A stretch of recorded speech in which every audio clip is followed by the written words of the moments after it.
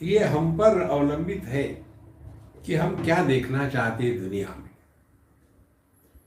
क्या हम अनेकता का समर्थन करके अनेकता में बंटना चाहते हैं, या हम अनेकता में एक का दर्शन करके आनंद में रहना चाहते हैं। ये चॉइस हमको मिला है।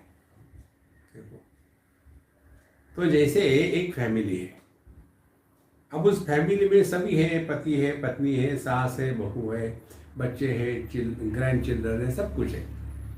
अब हम किस प्रकार से रहना चाहते हैं? एक फैमिली करके रहना चाहते हैं कि उस फैमिली में एक एक व्यक्ति करके रहना चाहते हैं? तो जब हम एक व्यक्ति को महत्व देंगे तो वो फैमिली कभी भी इकट्ठी नहीं सकती, वो टूट जाएगी। और इसको करने वाला कौन है? तो ये केवल मनीराम का खेल है। इसीलिए जो भारती है कह रही, अद्वैत है एकत्व है। इस एक को ही सत्य स्वीकारना पड़ेगा। इसके लिए कोई चॉइस नहीं है और इसे सिद्ध भी नहीं करना पड़ता। केवल अपने बुद्धि से अनुसंधान करें। एक ही है, अनेकता है ही नहीं। अनेकता केवल औपाधिक होती है। देखो, जैसे पंच महाभूत ले लो आप, तो पृथ्वी एक है, जल एक है, अग्नि एक है, वायु एक है, आकाश एक है। कहाँ अनेक है? अब जो पृथ्वी है वो निकली पानी से, पानी निकला अग्नि से, अग्नि निकला वायु से, वायु निकला आकाश से। तो एक ही का तो विस्तार है ये।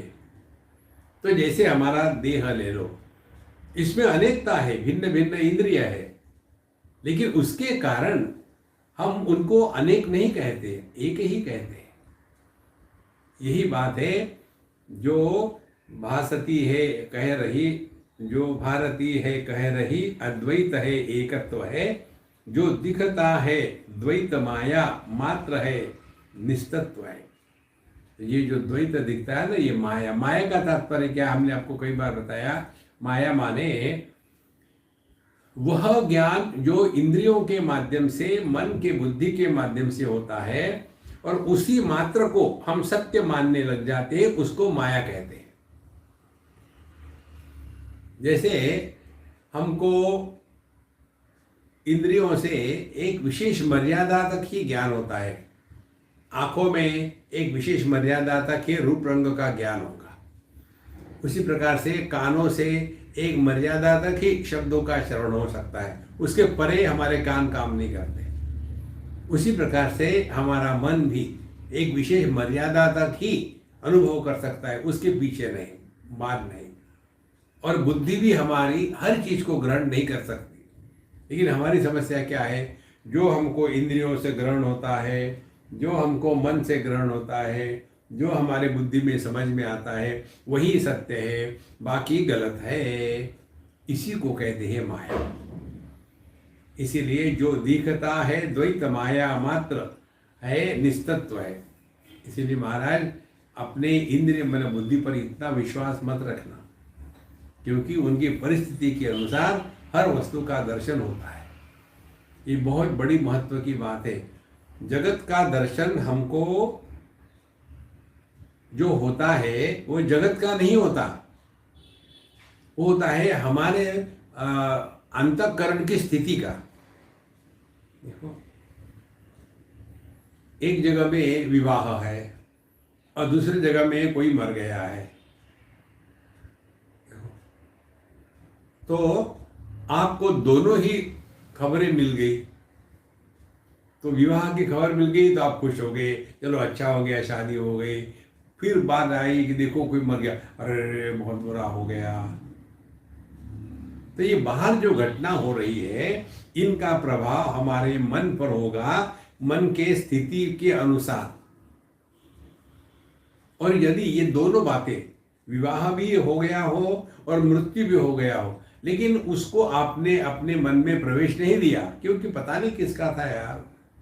बहुत मरते हैं लोग, तो अभी आजकल तो बहुत मर रहे हैं, क्या करें। नित्य मरे त्याला कौन रड़े, एक कहावत है ना। रोज रोज मरना हो तो कब तक रोएंगे। इसीलिए जो दिखता है वह द्वैत है, माया मात्र है और निस्तत्व है। इसीलिए अपने इंद्रिय मन बुद्धि के परे जाकर ही हमको ये ग्रहण करना है। एक आपको उदाहरण बताते हैं, बहुत महत्व की बात है। सुषुप्ति में जीव रहता है क्या, ये प्रश्न है। तो सवाल ये है कि आप इसके स्थान पर इसका चिंतन करो, कौन सो रहा है? जो दिन में थक जाता है, सोना चाहता है, तो कौन है वो? जागृत पुरुष है। जागृत पुरुष नींद में होता है क्या? नहीं, लेकिन नींद तो है ना। तो एक बार नींद आ गई, उसके बाद ये कोई चिंतन करेगा क्या कि कौन सो रहा है?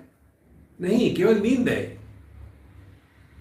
ये प्रश्न इसलिए आते हैं कि हम केवल बौद्धिक दृष्टि से समझने का प्रयत्न करते हैं। ये बहुत बड़ी एक समस्या सभी साधकों के जीवन में है। हम हर चीज को कंसेप्ट बनाते हैं। देखो, जैसे जागृत अवस्था, स्वप्नावस्था, सुषुप्ति, समाधि, इन सब में एक कोई ना कोई जानने वाला होता है। जागृत अवस्था में जागृत पुरुष होता है, वो यहाँ के सुख दुख का अनुभव कर रहा है, जगत को देख रहा है। वही स्वप्न इत्यादि में तो फिर सवाल ये आता है कि जैसे हमने जागृत स्वप्न का त्याग करके सुषुप्ति में आ गए, तो सुषुप्ति में भी क्या यह सुषुप्त पुरुष, सुषुप्ति की अनुभूति और सुषुप्त जगत, ये तीन है क्या वहां? और ये कौन पूछ रहा है? जो सो नहीं रहा है वो पूछ रहा है। सो जाओ ना और अपने अनुभव का विश्लेषण करो।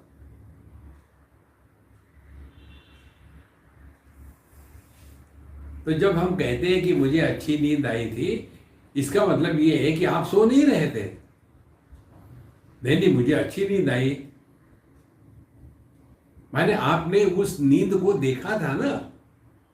तो नींद थी, आप नहीं सोए थे, आप जगे थे। जो नींद में जगता है वो अपना स्वरूप है, और जो जागृत में सोता है वो अपना स्वरूप है। या निशा सर्वभूतानाम तस्याम जागृति संयमी। जागृत में द्वैत के अनुभूति के प्रति उदासीन होकर के स्वरूप में जो है वो अपना स्वरूप है। और सुषुप्ति में होते हुए भी जो नींद के द्वारा प्रभावित नहीं होता, जिसको नींद नहीं आती, जो नींद में भी जगता रहता है, वो अपना स्वरूप है। अब इसे समझना क्या है और करना क्या है? कंसेप्ट बनाओगे तो परेशान हो जाओगे। इसीलिए यहां जो कहते हैं, जो दिखता है द्वैत माया मात्र है, निस्तत्व है, उसका कोई तात्पर्य नहीं, कोई तत्व नहीं उसमें। बहुत बड़ी महत्व की बात है महाराज। ये सभी साधकों के लिए, विशेष करके जो पढ़े लिखे हैं, उनके लिए ये अत्यंत कठिन है कि तत्व को कंसेप्चुअली ना समझे। अविज्ञातम विजानताम, विज्ञातम अविजानताम। जिन्होंने कहा कि मुझे मालूम हो गया तो कुछ नहीं मालूम हुआ, तो कहते मुझे नहीं मालूम तो सब मालूम है उसको। देखो, जो दिखता है द्वैत माया मात्र है, निस्तत्व है।